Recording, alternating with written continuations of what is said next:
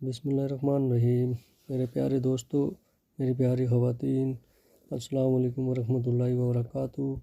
آج ہم اس ویڈیو کے اندر بتائیں گے بادشاہوں کی ہڈیاں اور ان کی حکمرانی کے انجام کے بارے میں، جسے سن کر آپ کے ہوش اڑ جائیں گے اور کبھی زندگی میں آپ نے ایسا واقعہ نہ سنا ہوگا۔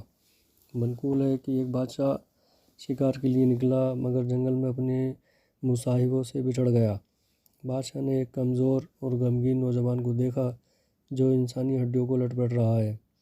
پوچھا، تمہاری یہ حالت کیسے ہو گئی اور اس سنسان بیابان جنگل میں اکیلے کیا کر رہے ہو؟ اس نے جواب دیا، میرا یہ حال اس وجہ سے ہے کہ مجھے طویل سفر درپیش ہے۔ 2 موکل دن اور رات کی صورت میں میرے پیچھے لگے ہوئے ہیں اور مجھے خوف زدہ کر کے آگے کو دوڑا رہے ہیں، یعنی جو بھی دن اور رات گزرتے ہیں وہ مجھے موت کے قریب کرتے چلے جا رہے ہیں۔ میرے سامنے تنگ و تاریک تکلیف و بھری قبر ہے۔ گلنے سڑنے کے لیے عنقریب مجھے زیر زمین رکھ دیا جائے گا۔ وہاں تنگی و پریشانی ہوگی، وہاں مجھے کیڑوں کی خوراک بننا ہوگا۔ میری ہڈیاں جدا جدا ہو جائیں گی اور اسی پر اکتفا نہیں، بلکہ ان کے بعد قیامت برپا ہوگی، جو کہ نہایت ہی کٹھن مرحلہ ہوگا۔ معلوم نہیں بعد انجام میرا جنت ٹھکانہ ہوگا یا جہنم میں جانا ہوگا۔ تم ہی بتاؤ، جو اتنے خطرناک مراحل دو چار ہوں وہ بھلا کیسے خوشی منائے؟ یہ باتیں سن کر بادشاہ رنج و ملال سے بحال ہو کر گھوڑے سے اترا اور اس کے سامنے بیٹھ کر عرض گزار ہوا، اے نوجوان، آپ کی باتوں نے میرا سارا چین چھین لیا اور دل کو اپنی گرفت میں لے لیا۔ ذرا ان باتوں کی مزید وضاحت فرما دیجیے۔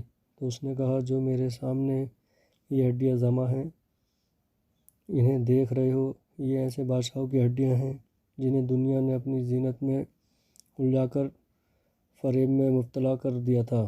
یہ خود تو لوگوں پر حکومت کرتے رہے، مگر غفلت نے ان کے دلوں پر حکمرانی کی۔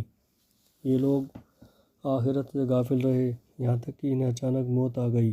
ان کی تمام آرزوئیں دھری کی دھری رہ گئیں، نعمتیں سلب کر لی گئیں، قبروں میں ان کے جسم گل سڑ گئے اور آج انتہائی قسم پرسی کے عالم میں ان کی ہڈیاں بکھری پڑی ہیں۔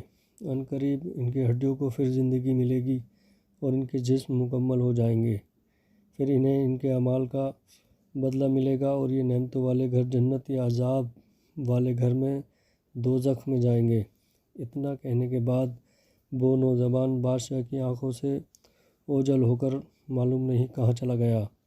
ادھر خدام جب بادشاہ کو ڈھونڈتے ہوئے پہنچے تو بادشاہ کا چہرہ اداس اور اس کی آنکھوں سے سیل اشک روا تھا۔ جب رات آئی تو بادشاہ نے لباس شاہی اتارا اور 2 چادریں جسم پر ڈال کر عبادت کے لیے جنگل کی طرف نکل گیا۔ پھر بادشاہ کا پتہ نہیں چلا وہ کہاں گیا۔ خوفناک صورت ایک روایت میں ہے کہ حضرت سیدنا ابراہیم خلیل اللہ نے ملک الموت سے فرمایا، کیا تم مجھے وہ صورت دکھا سکتے ہو جسے کسی گنہگار کی روح قبض کرتے ہو؟ ملک الموت نے عرض کیا، آپ سہ نہیں سکو گے؟ حضرت سید ابراہیم خلیل اللہ نے فرمایا، کیوں نہیں، میں دیکھ لوں گا۔ ملک الموت نے کہا، تو آپ مجھ سے الگ ہو جائیے۔ سیدنا حضرت خلیل اللہ الگ ہو گئے۔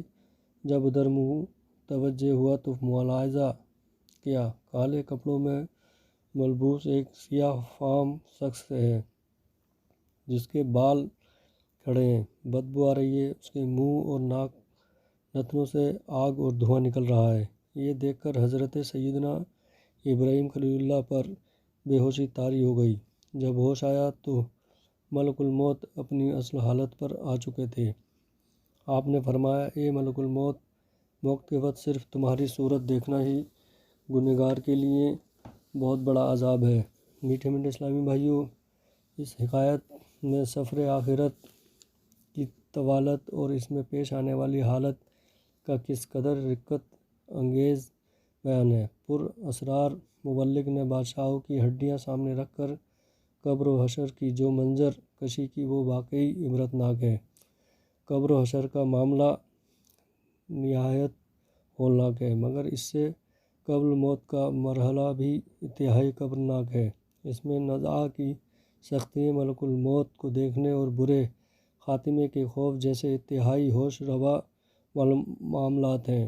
چنانچہ امیر المومنین حضرت سیدنا عمر فاروق اعظم رضی اللہ تعالیٰ عنہ نے و تابعی بزرگ حضرت سید کعب الاحبار علیہ رحمۃ اللہ الغفار سے فرمایا، اے کعب رحمۃ اللہ علیہ، ہمیں موت کے بارے میں بتاؤ۔ حضرت سیدنا کعب الاحبار علیہ رحمۃ اللہ الغفار نے عرض کی، موت اس ٹہنی کی مانند ہے جس میں کثیر کانٹے اور اسے کسی شخص کے پیٹ میں داخل کیا جائے، اور جب ہر کانٹا ایک ایک رگ میں پیوست ہو جائے، پھر کوئی کھینچنے والا اس شاخ کو زور سے کھینچے تو وہ کانٹے دار ٹہنی کچھ گوشت کے ریشے وغیرہ ساتھ لے آئے اور کچھ باقی چھوڑ دے۔